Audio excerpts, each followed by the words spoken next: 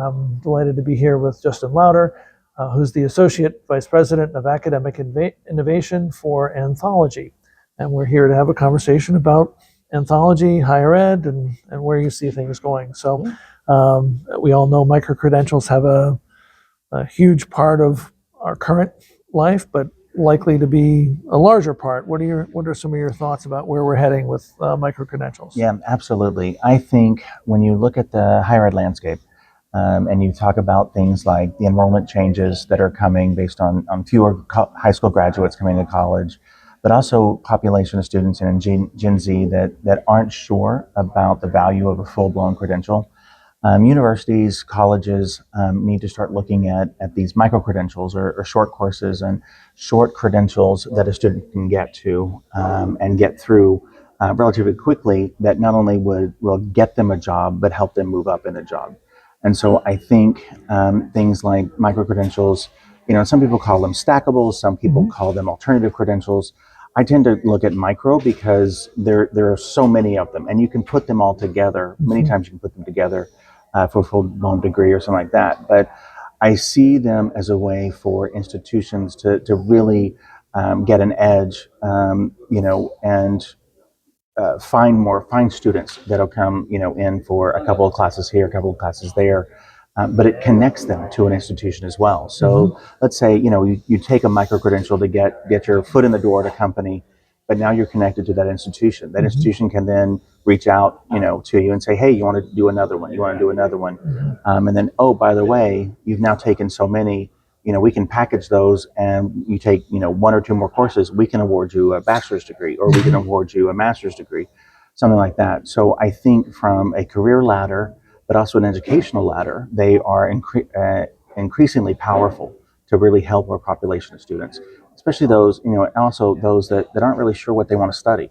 If they get in there and they take just a micro credential, they realize, I don't really like this. Then they're not lower risk. Yeah, they're not stuck in something for 4 years and not happy. Yep. So I'm a huge proponent. I think, the horse pill of a 4-year degree is a very large thing to swallow, and it's not taking people 4 years anyway, a lot of times. The business model for the institution, though, is particularly challenged. If something costs, say, a master's costs 30 or 40,000, and a micro-credential is 2,000, it creates a big challenge for the institution. But as you mentioned, if they have what I'd call a lifetime value view, then more things are possible if they're able to stay in touch. I know Anthology does some really interesting things in relationship to those continued connections.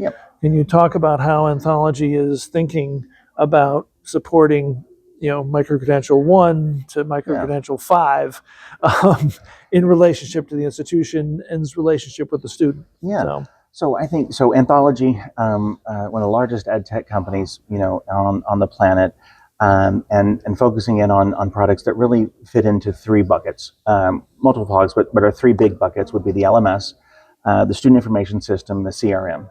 And so then along with those, there's things for institutional advancement folks, for example. There's things for alumni relations, for student clubs, student activities.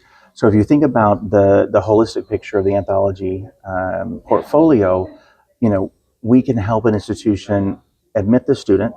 We can help the institution teach the student within the LMS and things like that, leveraging those products. But then we can help the institution maintain that connection through things like alumni, student engagement, student clubs, institutional advancement, all of those things that, again, keeps them connected. And I think, as a former, administrator at a large R1, one thing to think about, that connection is key. When we look at the landscape of higher ed and the competition in higher ed, making sure that the student feels valued and connected to that campus, I think really helps. And so there are ways in which Anthology, we can help an institution leverage all of those products to make sure that student feels connected, supported, and really valued by their institution. So I've heard you speak from the podium about, AI and Anthology, and even in the last year at DTNL Solar, sort of introducing and kind of knocking people's socks off a little bit Yeah. last year, I think. But and I'm not suggesting not in reality, but in reality, how are things going in terms Yeah. of the use of AI in AI. relationship to what you're doing? Yeah. So last year we launched what we call the AI Design Assistant, which started, which is a handful of capabilities, and now has grown to about 11, 12 different capabilities, and we're adding more. But it's a way within the LMS to leverage AI safely, in a trustworthy and ethical manner. We have a firewall between Anthology's LMS Blackboard and Microsoft, which is the LLM on the back end. Anything an institution does within Blackboard using our AI, it stays in the institution. It's the institution's data, it's the institution's IP. It will not go back to train the large language model. And we think that is key because we want institutions to feel comfortable trying it out and using things. For example, there's a tool that helps a faculty member develop a rubric on assignments. It helps think about authentic assessment, helps think about ways in which you can change up your discussion. All of these things in a way in which it's creative ideation for the faculty member or the instructional designer. We don't see these as tools that are going to replace any of these professionals that work in a virtual classroom and design and things like that. We see them as ways in which we're enhancing their work. We like to say that we're taking some of those transactional natures of education, making them more automated with AI, so the faculty and can focus on the transformational nature of academics. And so when we look at the data of all the uses of the AI Design Assistant over the past year or so, it's at about, and these aren't exact numbers, but it's about a 45% number of acceptance. So faculty member or the instructional designer uses the tool, and 45% of the time they accept what the AI comes out, which may not sound like a really high number, but to us it's telling us that the faculty are reviewing what they're seeing there. They may take that as the starting point, their creative ideation, and then say, you know what, I really don't like that, but it made me think about this. Let's go this way. Or it's something like, you know what, I like what you've done. Let's take it and go. And so it's showing us that faculty are really engaging with this tool. Just last week at Anthology Together, which is our annual user conference, we announced additional features within AI. And one I'm really excited about is called the AI Conversations, where a student can have a conversation with AI, and kind of talk through some questions they have. Really look at things like, the Socratic method, have that conversation.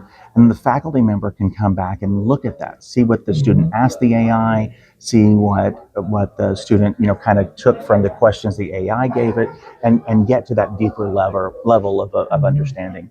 So I think, we have really embraced AI. We know it is a technology that's here. And, all of the AI features we've added into Blackboard are part of our clients' licenses. So it's not extra. We see this as something they need.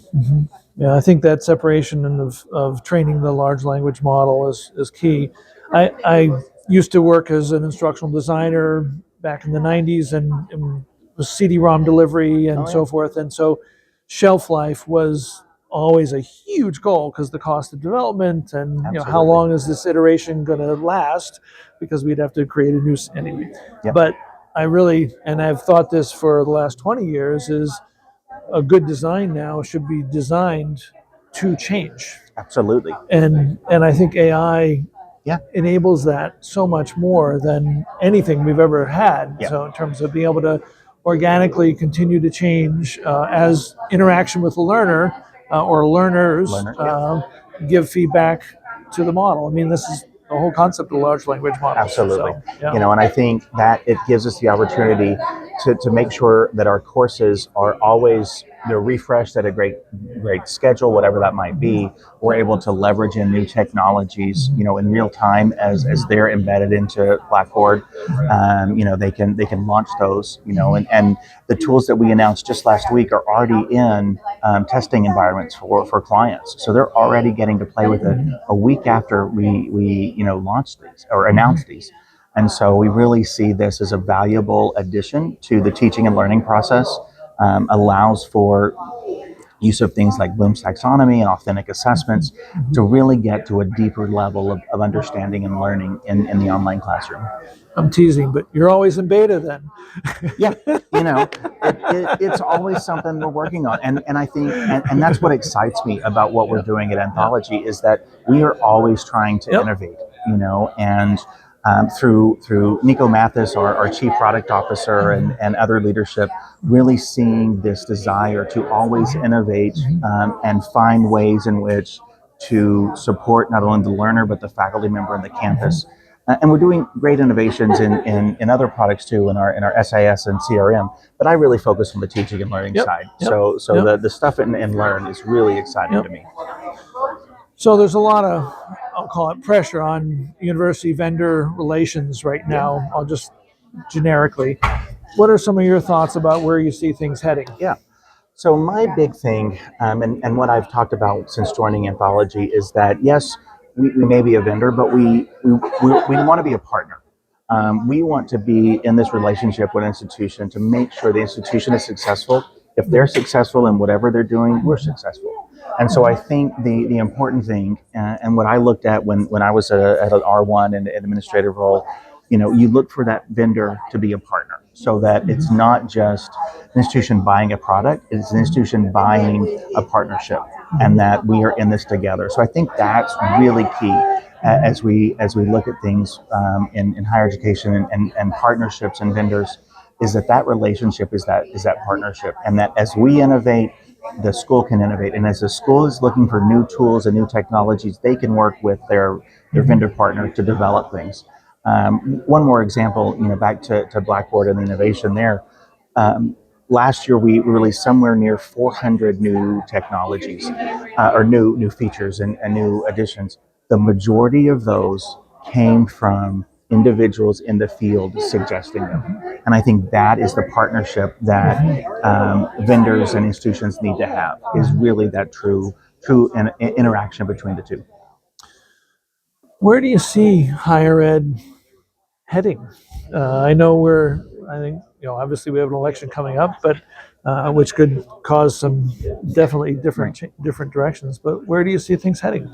I think higher education in general can really learn from the online units or the continuing professional ed units, those that are very nimble and able to make very quick changes based on what their students and their market needs.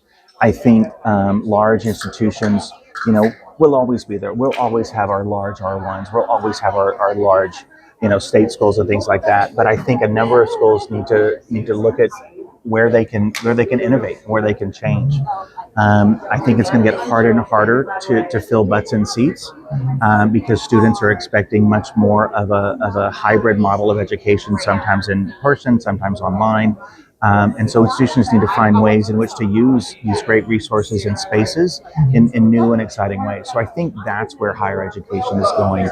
We need to look at that nimble nature and that real-time change based on the needs of not only the communities that an institution may find itself, but our student bodies and our alumni as well. Any last thoughts? We're at a good conference here. We've heard some really great panels. Anything that stood out for you from the conference at all? This is one of my favorite conferences, UPSIA Solar, hearing from not only chief online learning officers from schools around the nation, but also instructional designers and faculty.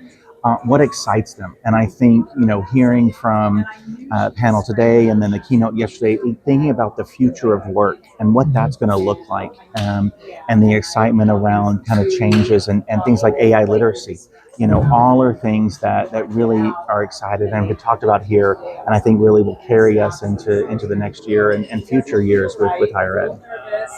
Well, thank you, Justin. Really appreciate it. This is great. Thank you.